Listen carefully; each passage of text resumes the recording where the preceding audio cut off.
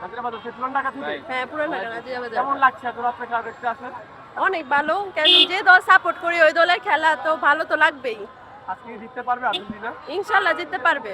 Prediction কি আজকে খেলার বলেন তো? আজকে খেলার বুঝতে পারিনি। আজকে কটা গোল দিবে আর্জেন্টিনা? ও আজকে কয়টা? 2-3টা তো দিতেই পারে।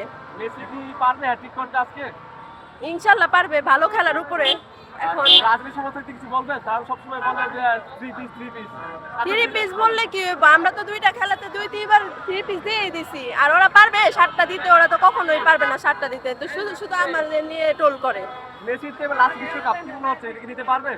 হ্যাঁ ইনশাল্লাহ পারবে যদি ভালো খেলে, কিন্তু মেসি তো নিজেই বলছে যদি আরো পারে আরো সামনে খেলবে।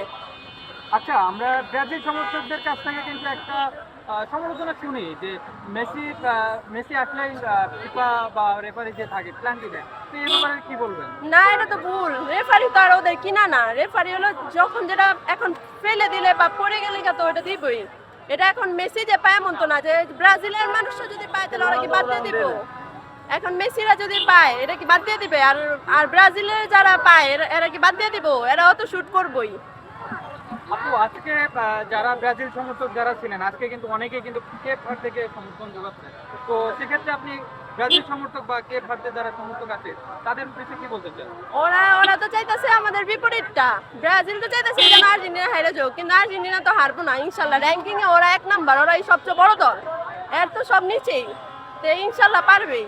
যত এলা ওরা চাই করুক, এটা আটকাতে পারবে না। কেন মেসি তো সবচেয়ে বড় জাদুকর, আর উপরে তো কোনো জাদু হয় না।